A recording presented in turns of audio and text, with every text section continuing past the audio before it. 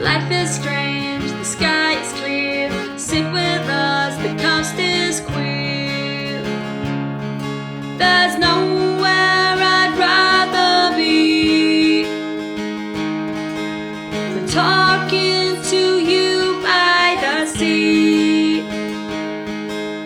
Life is strange, the sky is clear. Sit with us, the coast is queer. Hello and welcome to Series 3 of The Gathering, a podcast for artists and creatives from Arts Lancashire. This series is all about exploration and features recorded conversations led by Lancashire-based artists discussing themes and ideas that are important to their practice and the future of their work. I'm Garth Gratrix. I am a visual artist, a curator and a founding director of Abingdon Studios, a contemporary visual art studio space by the sea in Blackpool, and it was the first to be established back in 2014. In this episode, we're exploring the idea of the coast is queer, and I wanted to invite another artist and dear friend and collaborator, Harry Clayton-Wright, to join me today. So it'd be really lovely to hear from you, Harry, and introduce yourself. Good morning. Hello. How are you? I'm amazing. How are you?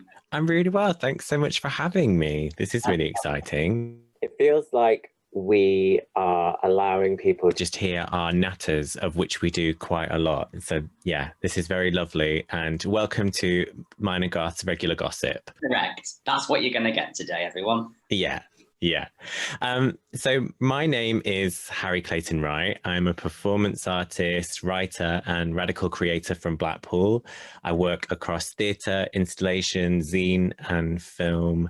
My debut solo theatre show, Sex Education, premiered in 2017 at the Brighton Fringe Festival and won the LGBTQ award, which was fab. I took it to Edinburgh. It was nominated for a Total Theatre Award for Emerging Artist and Company, which was a really lovely process. I've worked with director David Wilson on a short film we made called Deep Clean. I've made installations, a 107-hour performance called The Slumber Party, and then a 14-day marathon performance called The Fortnight, where I premiered 14 brand new 8-hour durational performance pieces across 14 days, which I performed at Abingdon Studios. And yeah, I've just a sort of general mischief maker and provocateur. And it's lovely to be able to chat with you for this podcast, Garth. Thank you very much for having me. No, absolutely. I think there's so many crossovers between our work to date, the different ways we've worked together, our approaches as queer people who also kind of take on some responsibility around queer leadership and questioning around how the arts can work for us and for other people that identify like us.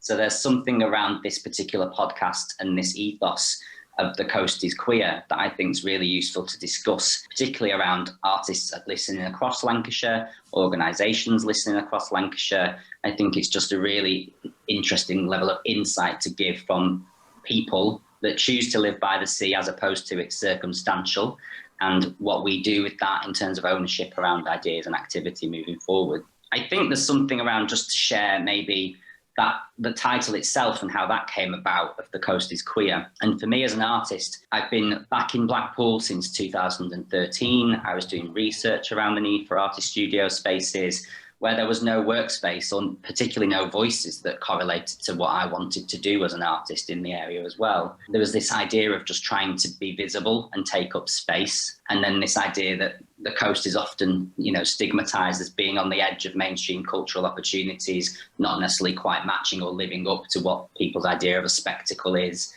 and not really honing in on the coast as a significant area of research or an important balance between self-care and well-being in the way that artists live and work effectively and with some level of thriving, not just surviving. I'd like to explore, our own perceptions and ways of working as queer people. Obviously, you've shared a lot of your experience already and the different ways that you've worked and been commissioned. But yeah, I think there's something around share a little bit more as to what queer means to you. Well, I didn't necessarily encounter this concept, the word being positive when I grew up in Blackpool. I do think that it still has, for some people, not just in Blackpool, but all over, a different meaning. But I'm definitely here for the reclamation. I identify as queer. My pronouns are he, they.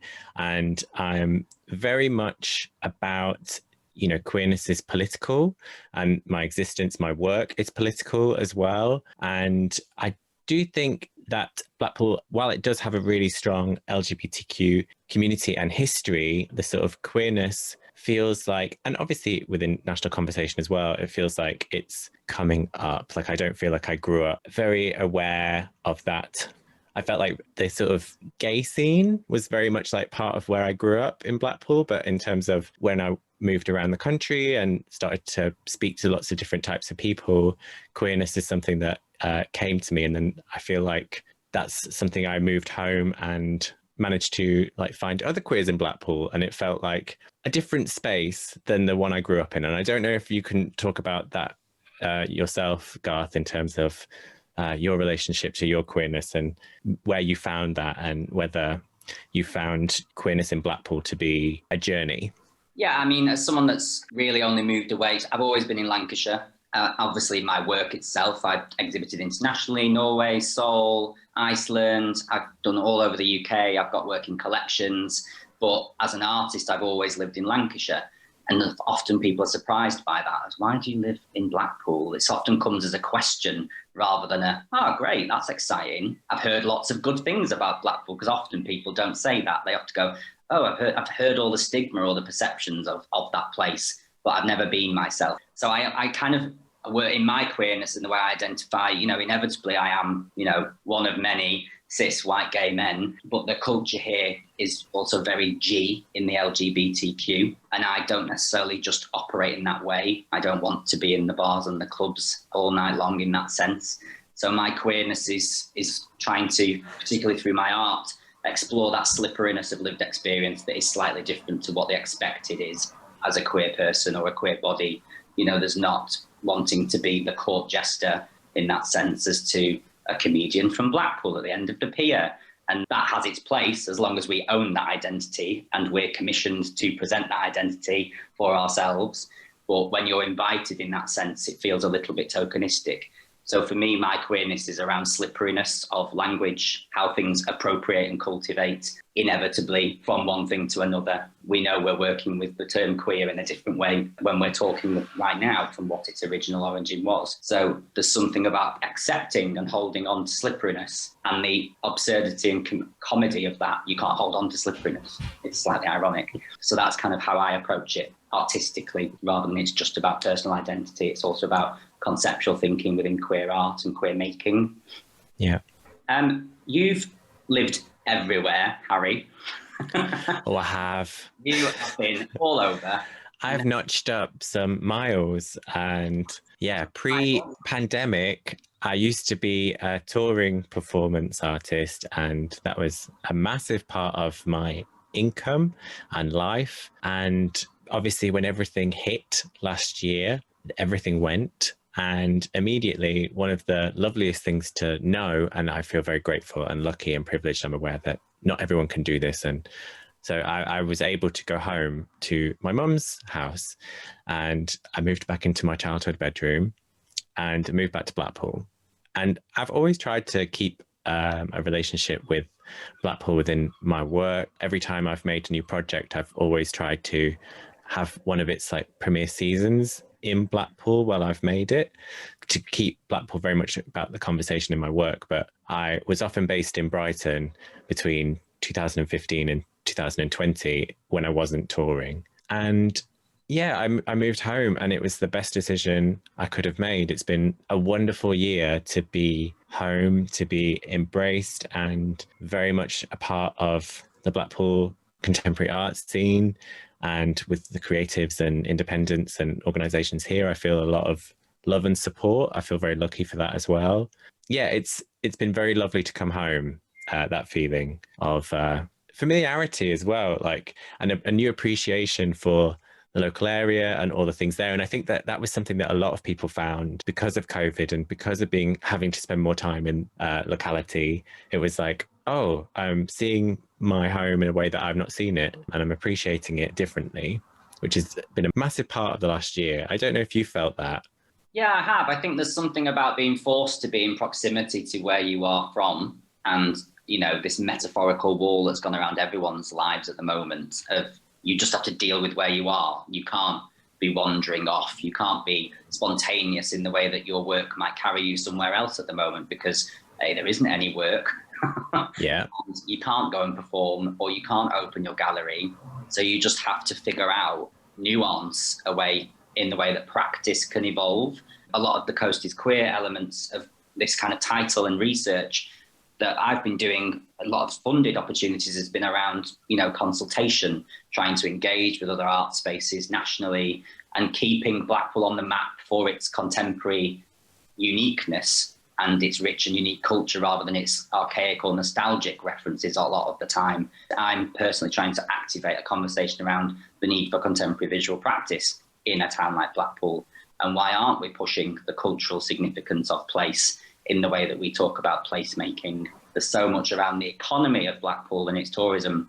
We often forget to research around that was built on cultural experience as well. It wasn't just built for that. It was about coming to an alternative culture, and it was also about respite as well. So a lot of my work has been trying to plan out the next steps. Something at Abingdon, for example, we run Work Leisure, which is a residency programme that invites artists to come and stay in a town like Blackpool, be in a period of rest and care for themselves, and just hold space for them with a budget, for them to just think about ideas rather than the expectation to make, which I feel is really pertinent in the current climate. We still need to allow people to recalibrate in the way that they're going to develop work, rather than we can open again, give us a show by next week, which I've also had that opposite experience as an artist coming straight out of lockdowns, even though we are still in a pandemic. I've done 5 shows in 2 months all over the country, Brighton, Middlesbrough, Liverpool, Lancaster and back to Blackpool. So it's been a weird terrain of being in lockdown, but having to go and work. Like there's a pressure cooker there if you've got to go and do that because you need the payment from your funder before it runs out. But then also really having that important time to just be in your home with the cat. The cat is called Jilly Bean, who is my icon and goddess and keeps me on the straight and narrow. But yeah, just being able to sit with a cat and research other art spaces across the country and try and stay connected in an ambitious way of thinking, in the way that art spaces in Lancashire progress outward, not just think inward a lot of the time. I was interested when you were talking about when you've been away from Blackpool for so many years and then coming back, and you talked loosely about perception. What was your perception of Blackpool as an artist early doors? Like, what wasn't it doing for you? Well, growing up in Blackpool, instantly, like my first offer of a job was when I was 18 at Butlins in Skegness.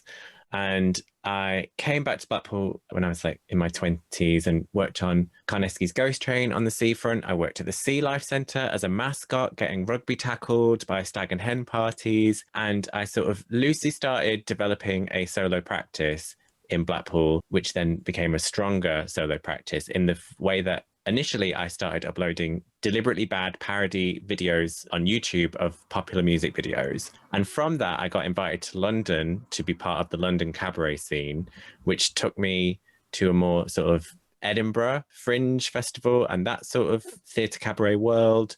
And I started touring, going to Glastonbury, and then I started going to Australia.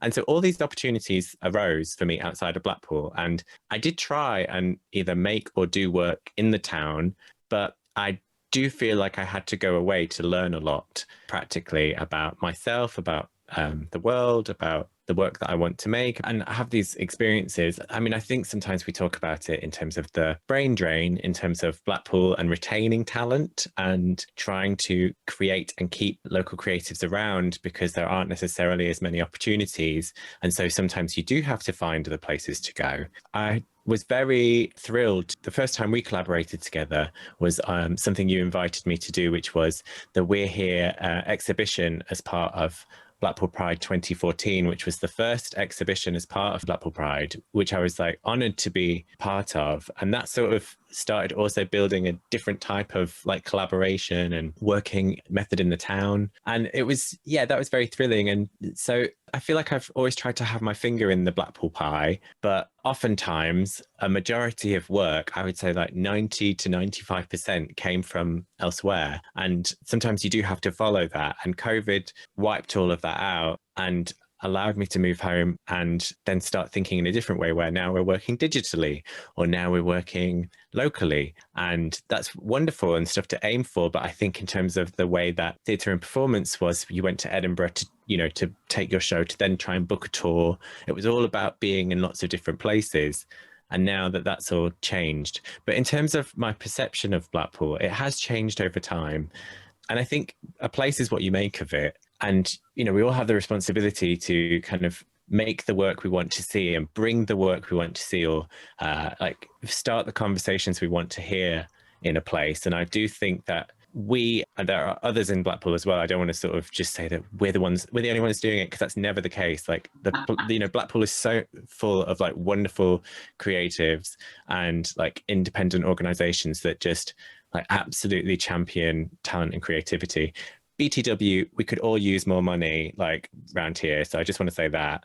But yeah, I've just been really inspired by, in awe of like the local creatives here. I've always loved the heritage element of Blackpool in terms of its rich entertainment history, which is something that you can't help but riff off.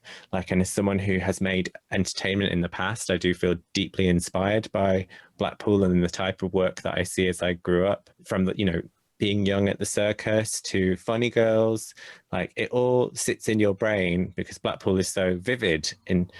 But one of the most amazing things to me as like a young person was that a career in the arts, in terms of like performance, was accessible because it was right on my doorstep, that these fabulous people were entertaining people like, you know, 7 days a week. So it never felt far-fetched that I would do this, because, you know, it was just at the town. You could go and see Eclipse at the Pleasure Beach. You could go to the circus. You could go wherever and see like performance. So yeah, I think my perception of Blackpool has always been that it's a wonderful place for inspiring people, but the types of artwork that I definitely kind of discovered when I went to different places like London and Brighton that aren't necessarily as presented in Blackpool was something that I knew I was yearning for, and is now something that I try and do and bring back and make part of a conversation here as well. There's something around the infrastructure, isn't there? You know, certainly looking back at 2014, or even further, when we talk about looking for a career in the arts, that's not something on a working class level in Blackpool growing up that was even a conversation or an opportunity that was shared to you. And, you know, living through Section 28 in the education system, and it was Maggie did the speech at the conference in Blackpool, didn't she, of like, we think we have an inalienable right to be gay, as if it's like, how dare you? So A, you weren't discussed as a human being, and B, in the class system that we lived in and around, families weren't telling you can be an artist, because that's just painting and drawing, and you need to go and be a nurse or something, which, thank God, in the current climate, I chose to quit my nursing degree and go and follow a career in the arts, not knowing where that's going to take me. But then also, I think that also embedded a level of gumption and audacity. Like, I do have the audacity to say, I'm going to be an artist and I'm going to figure that out. And then I'm going to retain that skill where I'm from so that other people can see that you can do it. And again, you know, that's not to say that other people aren't doing that in their disciplines and what they represent. There's great new spaces opening around us every few months at the moment. It feels this level of independence rather than organisations that are funded at the moment. There's a lot of independent activity, which we've had the privilege to be in dialogue with as well, haven't we? Yeah. There's something around your feeling that you're part of something that was never there before, and that it feels important and it feels necessary. It's not just another thing that's happening, you know, in maybe a city, or it's not a cyclical conversation that's self-congratulatory a lot of the time that can happen in the arts. It's happening whether you want it to happen or not.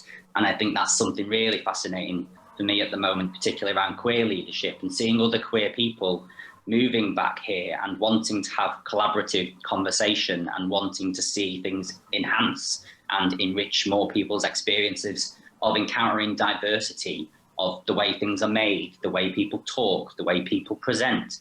It's just becoming much more exciting and rich as a landscape. But as you said, by the way, that's still not funded. So we still need money to sustain that. And that's the thing. I think there's amazing opportunities here. I feel like in Blackpool, you can carve your own path, destination, aesthetic in a much freer way, because I think it's a looser environment to play in. So that's something I've very much found. And obviously you've kind of got that backdrop of traditional entertainment, but everything else that goes against that feels really exciting and radical. And there's a lot to be done in Blackpool, and it just feels like a very inspiring place. It's like living in a movie set, and you go to these wonderful heritage buildings just really casually, as if it's normal, that you just can pop to Blackpool Tower Ballroom and the Circus and the Grand Theatre, the Winter Gardens. There are sort of incredible heritage venues, and they're just on the doorstep. They're just really normal that they're there. But as you say, there's so many wonderful independent organisations and initiatives that are happening in Blackpool, both creatively and otherwise, in terms of like local cafe culture, independent little shops, the LGBTQ charity shop, and in Fleetwood there's now an LGBTQ cafe. And I think that there's a real sense of like that there's I don't know, I hate this sort of phrase up and coming, but it feels like there's an excitement and a sort of defiance and resilience and yeah, just a sort of confidence in just giving things a red hot go in Blackpool, that I'm loving that spirit that is also very inspiring to be around. Yeah, and I think particularly within this notion of queer people that I guess are activists in the arts, of we need to see more opportunity, we need to commission and pay people fair day rates. Like, day rates are this is our experience. That's in your budget anyway, or should be, because you are funded. So I am sure you've broken it down in a way that does evidence fair pay, question mark.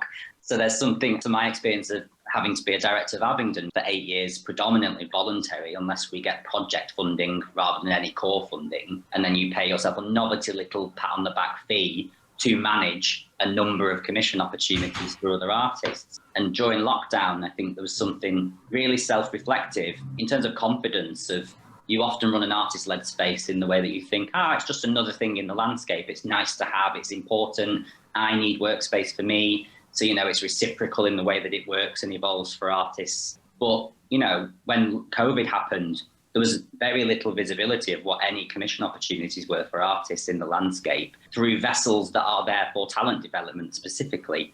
So just from picking up on you mentioning about talent and retention earlier, I could really only see Abingdon's responsibility becoming very much about that. And all through COVID, we as an organisation, which is one of few unfunded ones in the terrain, spent over £15,000 of our reserves that we've squirreled away over 8 years, just in case we ever have to move venue or building, which is always a precarious thing in the arts in Blackpool as well. Who's going to help you stay in a building? How do we get a lease longer than a year? And every year you're going, am I safe here? Do I have to plan again? Have I got to replan again? And then just putting all of that money into artists' pockets and, giving commissions, giving day rates, giving money to artists to collaborate with artists outside of Blackpool and Lancashire, and making sure artists are still connected whilst they're also in isolation. And queer people are at the helm at the moment of supporting the arts ecology.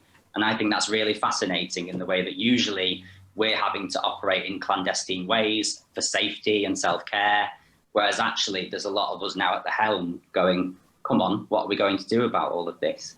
I would definitely say that I think that last year has shown in many ways how much we all have a role to play and how much we have to use that platform we have in the way that we speak and also provide opportunities for others. And it has been fantastic to see the amount of artists that you've worked with over the last year.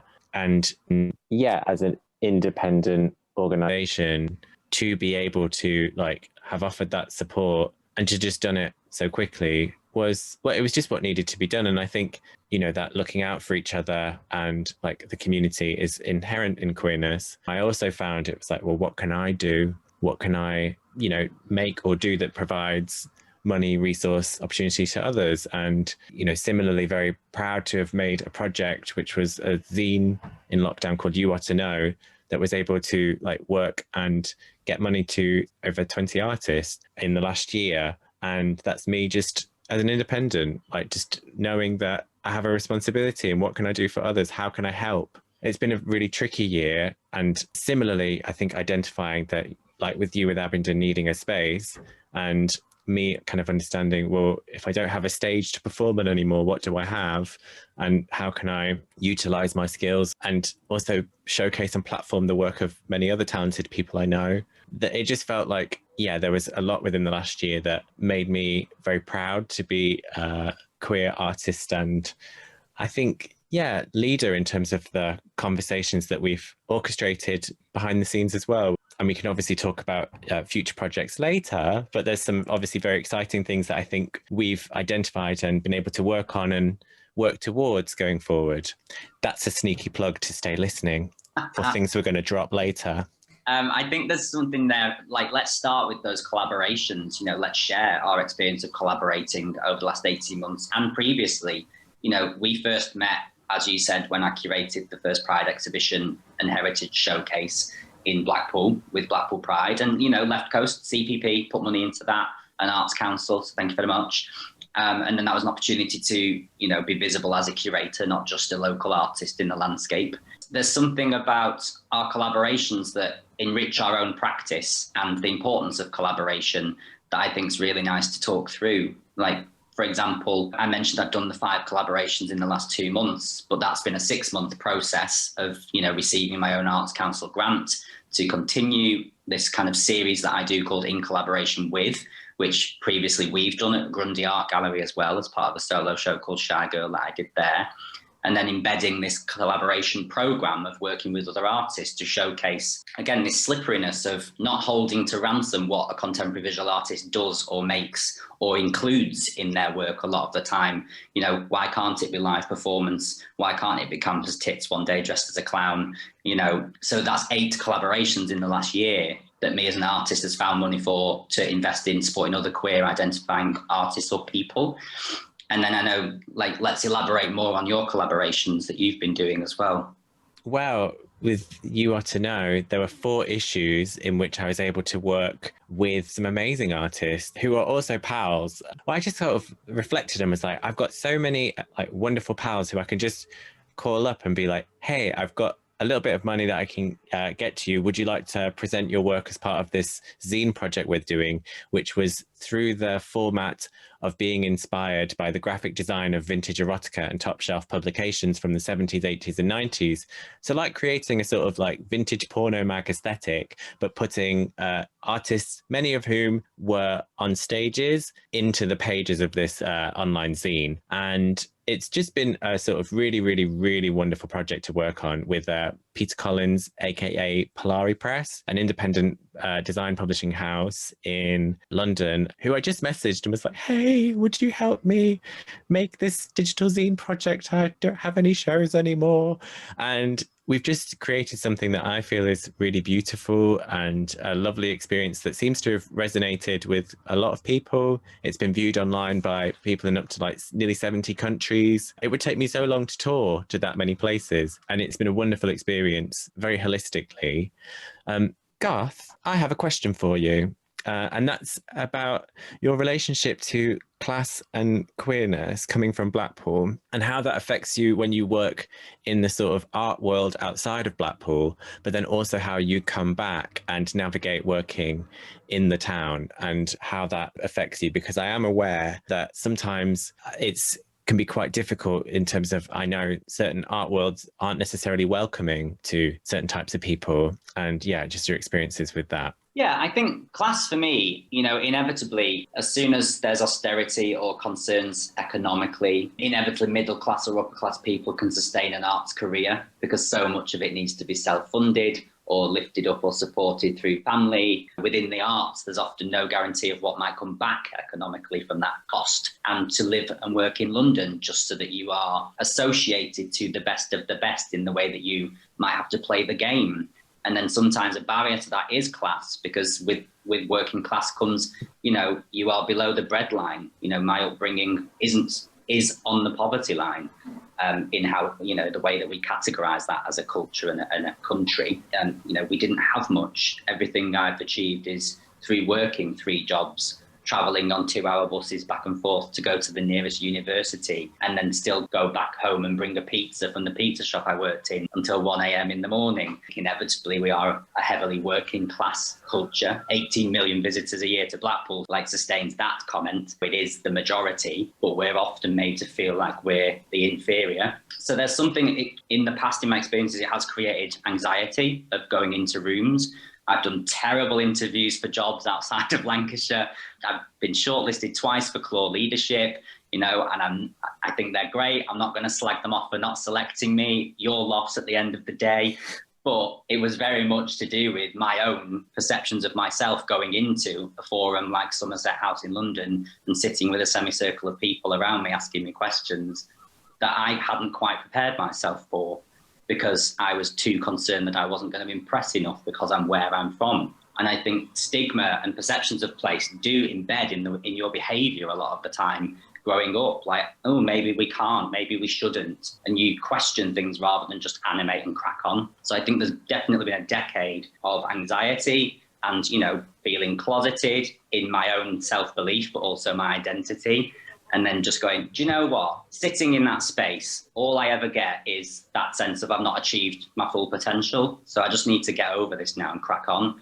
So now I see it as a form of power and privilege that I am different to other people in the room, and I have something different to say, and I have evidence that I have achieved these things. So whilst you might sit in that room because of maybe who you're associated with, I sit in this room because I've paved the way to get to that table.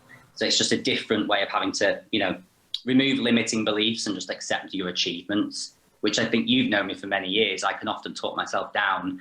It's like the labourer in the way that we think about development of opportunities.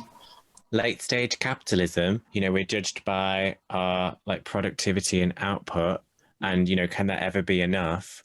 Versus actually, are we happy? Are we thrilled with the work we're making? But I think what you're talking about in terms of the arts not necessarily always as a welcoming space, and going into meetings and feeling inferior is something that I have very much felt. And yeah, it's a tough one to, and I think, does it ever go away? And is it just about learning to manage it and also working with people who respect that and celebrate that and welcome you because of that, where your perspective is different as a result and it's hard earned? And I've still sort of got elements where sometimes I feel like, what am I doing in the arts? And then I just have to talk myself down from the ledge as well, because I think it can be something that stays with you. Yeah, and I think inevitably we shouldn't be holding on to what the arts is. The systems, the ways things are going to have to evolve, the way things are working now.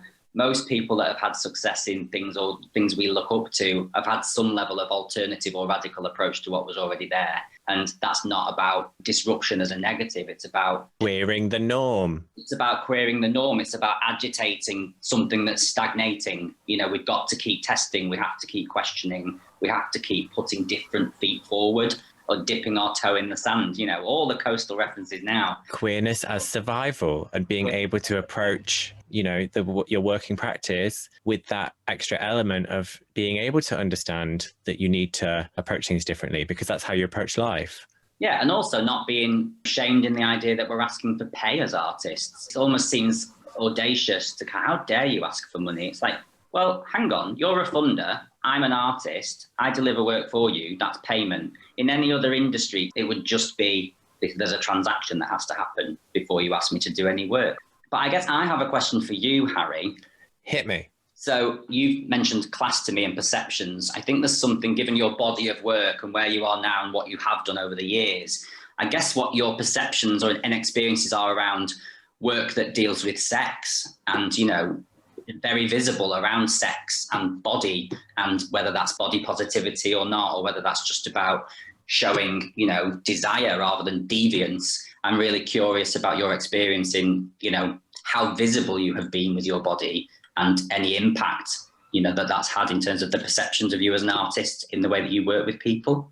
I mean, yeah, a lot of the work that I make has dealt with radical body politics, and, I've made work that is quite explicit, and everything is contextual as well, in terms of coming up through cabaret, which in terms of like, you know, starting at Butlins, then going into queer cabaret and being in venues like the Royal Vauxhall Tavern, which really support that type of experimental queer performance art, with nights like Ducky, for example, where there's such a rich history and heritage of artists who all do that.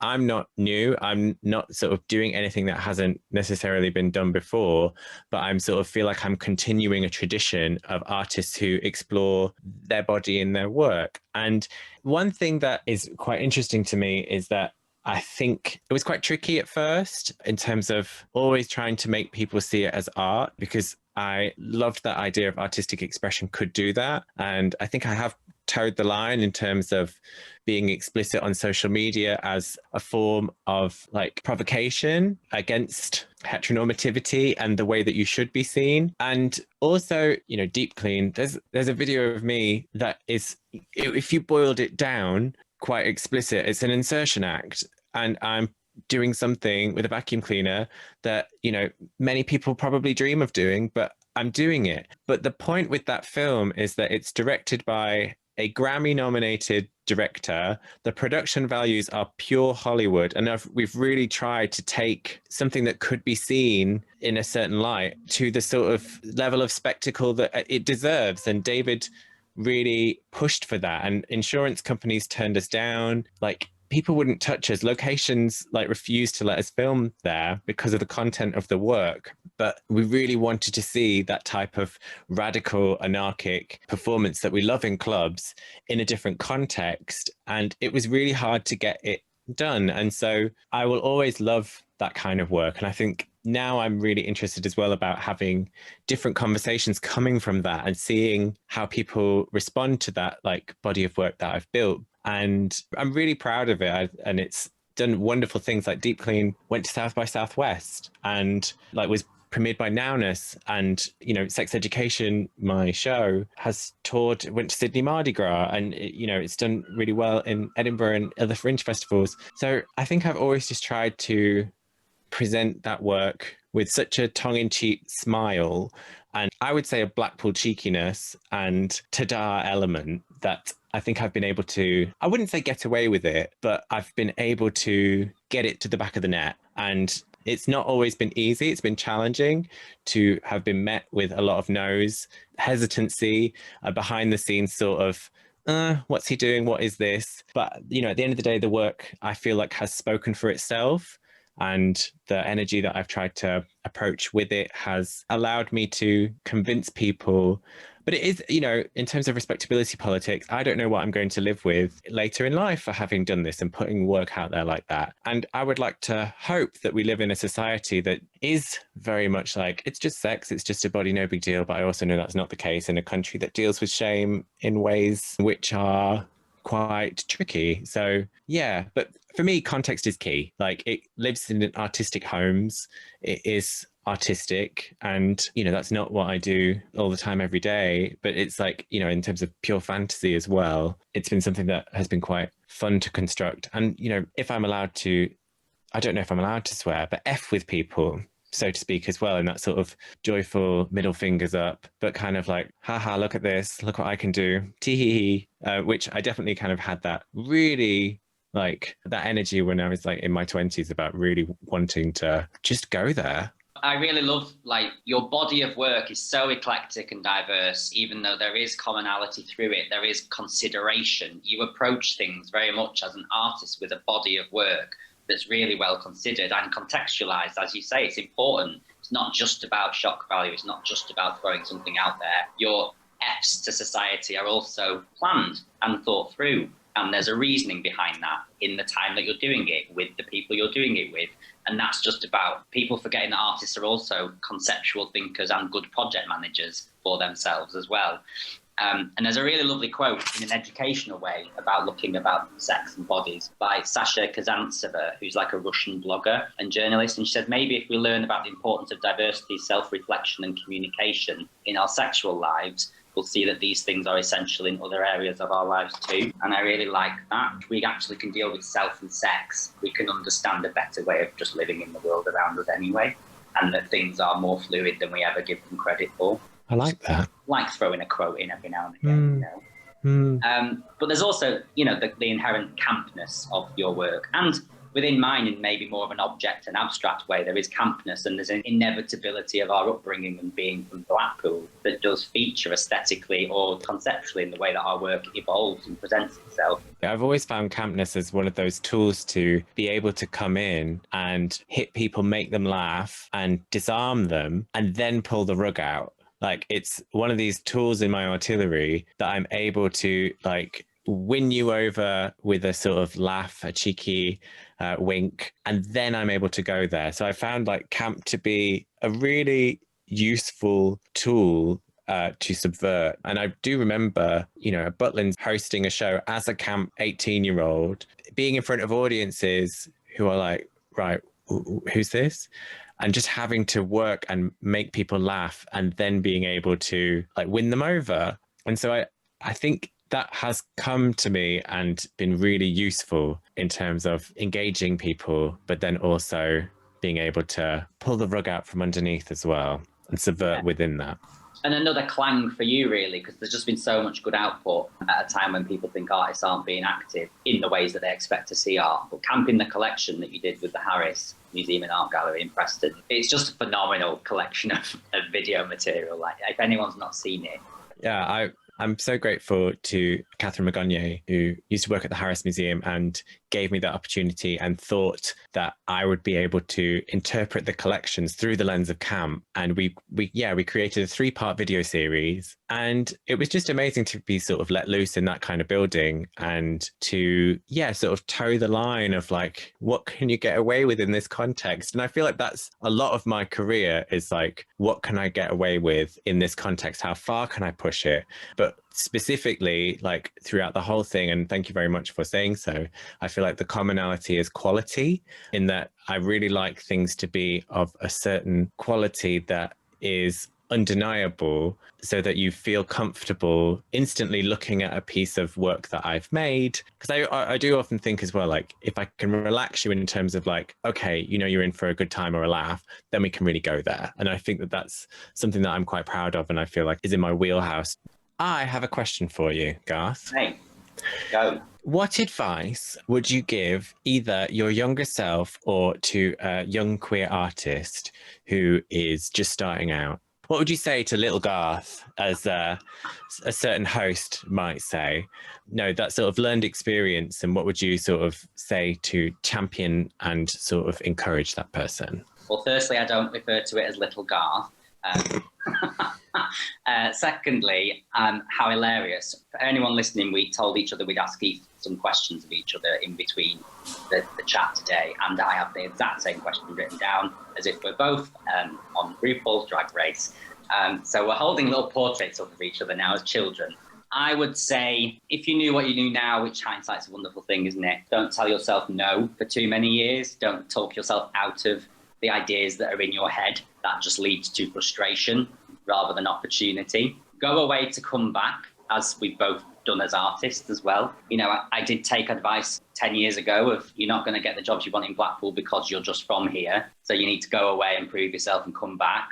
I did. It's still a struggle. But, you know, I'm here on my own terms now. So there's something around owning your shh without swearing. And just, if someone says no, find another way around to get into the building. Find the back door, no pun intended, and smash it in, like, as politely as possible. Break the door, apologise after with a cute smile, I guess, is the advice.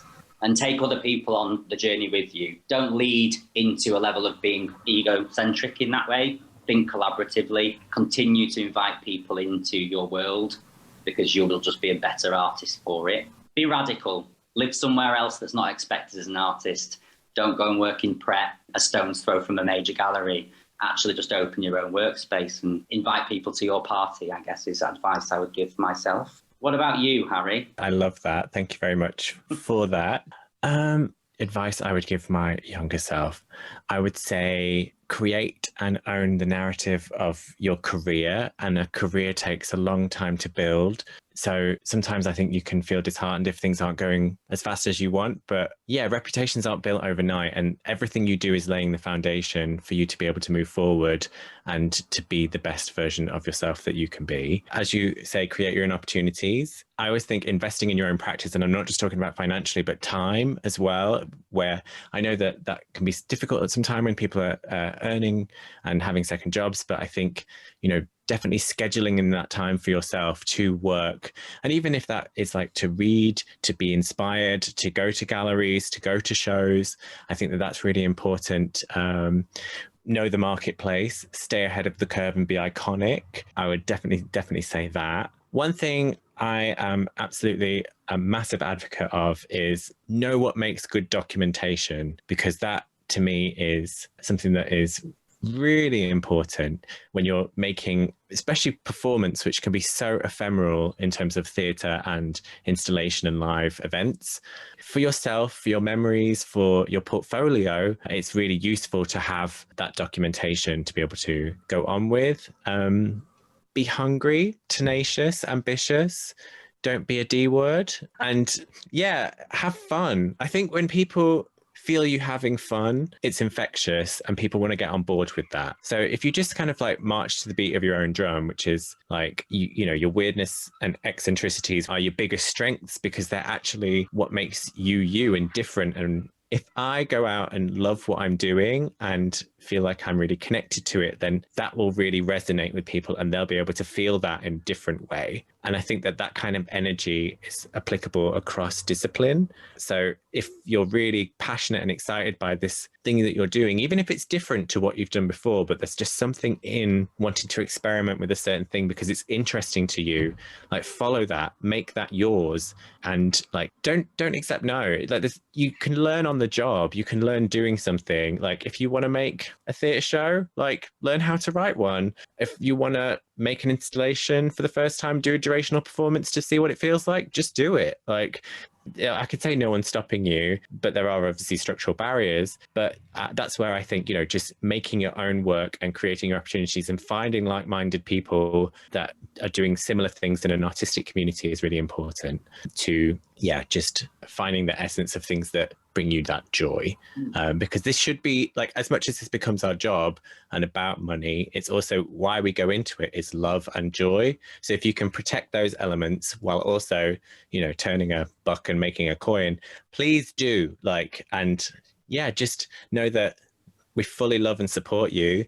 And then that's not like a corny way of saying things as well. Like it is so wonderful and joyful to kind of see and feel and appreciate queer art. Like I love it. And you can say no to jobs that are offered to you as well. You know, it's within your rights and your power and your skill set to say no to a job. You know, you don't have to say yes to every paid opportunity because you'll burn yourself out and it might not take you anywhere. It works for the funder, it might not work for you in terms of the visibility that that opportunity gives you. And I think there's about health and care as well, isn't there? And safety, you know, being radical, but also working with people that help make that safe for you.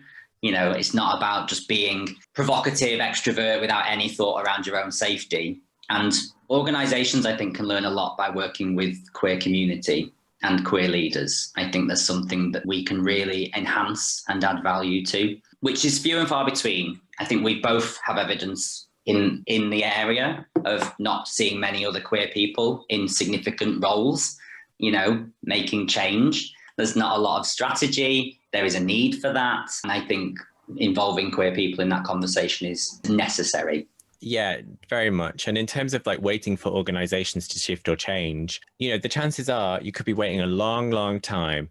So actually, you know, in terms of like collaboration is key. And I think that independent collectives, cooperatives, sharing learning and resources, getting together with people who have the similar mindsets of you in the way that they work, even if it is a different sort of discipline, but that multidisciplinary approach of like actually working together and trying to strengthen what it is you do and what other people do, I think is really important going forward. Post lockdowns, we're still not out of the woods by any stretch. So I think that absolutely just getting together and yeah, sharing how can we help each other and how can we work together? What can I offer that you could use? What can you share that might be useful? And how can we sort of put that together?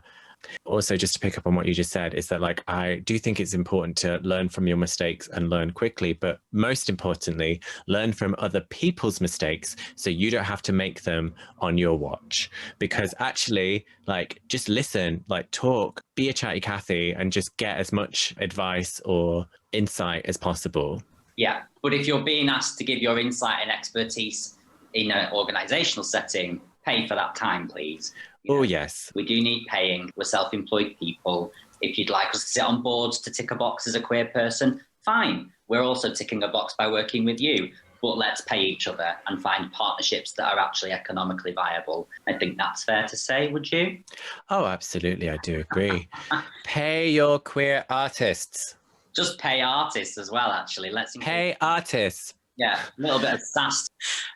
Let's go back to what we need to keep ourselves on track here.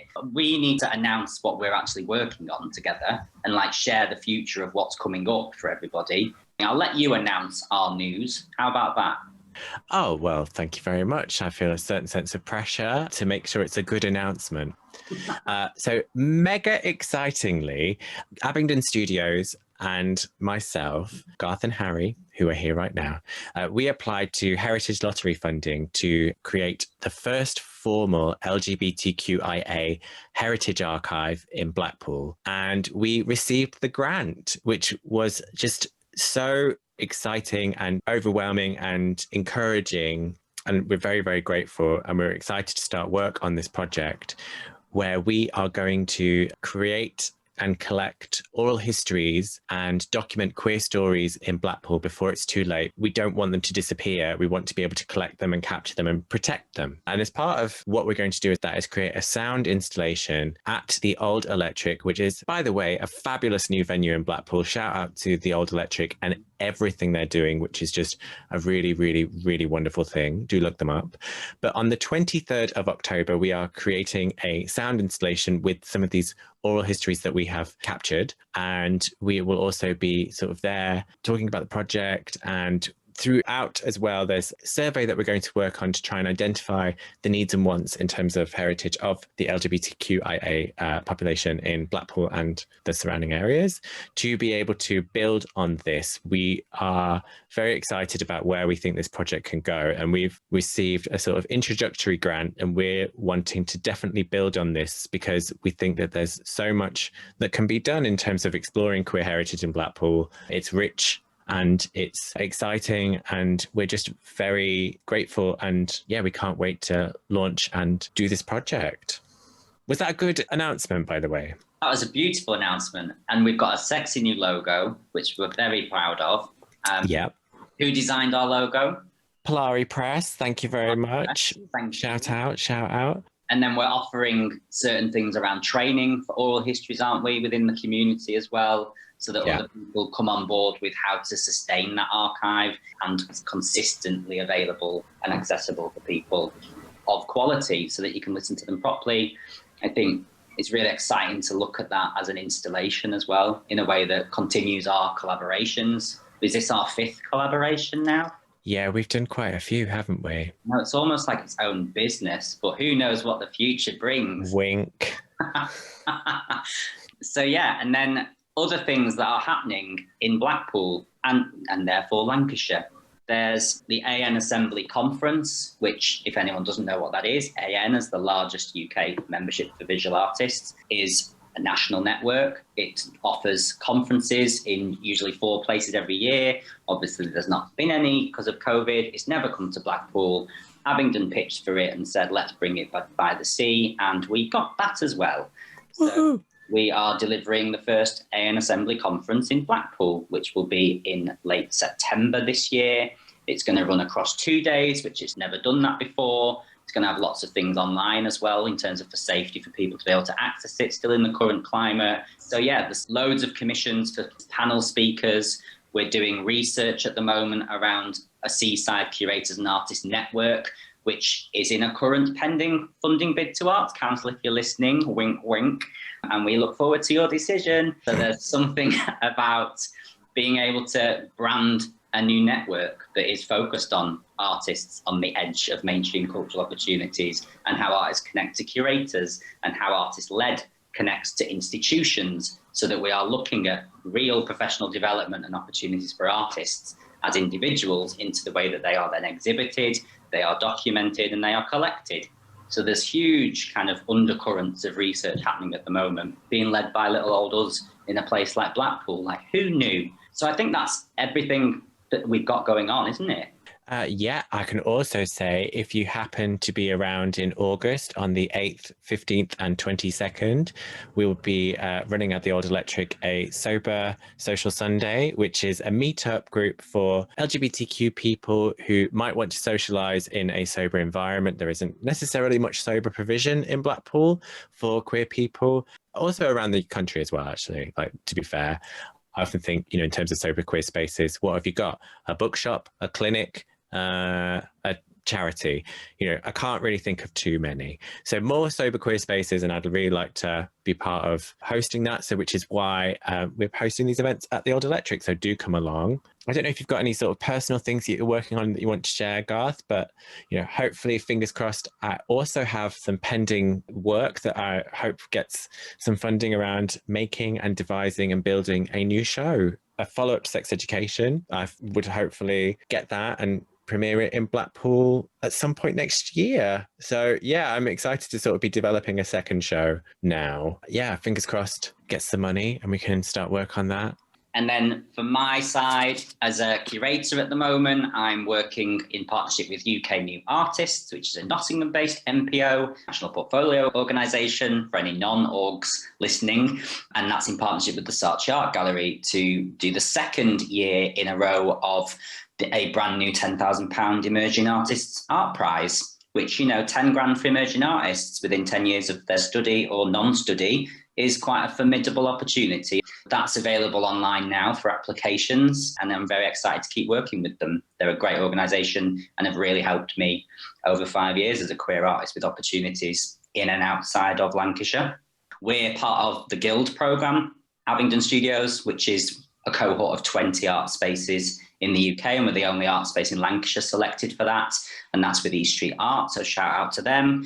I'm part of Pivot in terms of my own work, which is supported by the Bluecoat and Castlefield Galleries. So if anyone else in Lancashire wants to help me develop exhibitions and showcase that work, that would be lovely. I'm available for touring when we're allowed to. I'm also really good at finding my own funding if other people have matched to help me achieve that.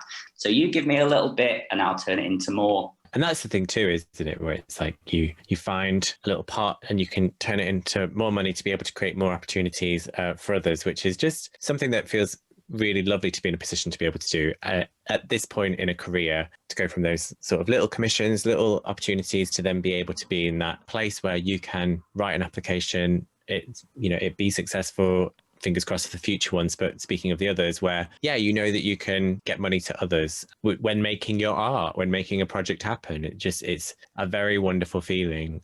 So I think we need to wrap up. Thanks for listening to The Gathering. If you liked the episode, let us know in the reviews, and don't forget to share it with your friends and networks. For show notes, links to all the organisations and initiatives mentioned in this episode, and much more, head over to www.artslancashire.org.uk/The Gathering. You can also follow on Twitter at Arts Lancashire to hear when each new episode goes live. A personal thank you to you, Harry Clayton-Wright. Thank you so much for your time and voice and passion. My pleasure. Thank you very much for asking me to be part of this. It was a real pleasure and joy. I'm very, very thrilled and honoured, and love being your friend and collaborator. So thank you very much. And then a shout out to someone that we love dearly, Cat Lowe, who is a queer singer, songwriter and musician from Blackpool. They did our music for us. They did, and we love it. We absolutely love it. The Coast is Queer little jingle. Hope you found that cute at the start and the end of this episode.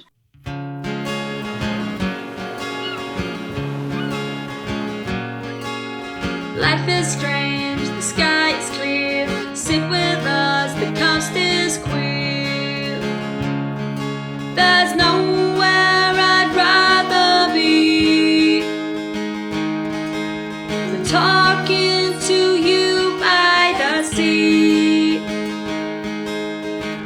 is strange, the sky is clear. Sit with us, the coast is queer.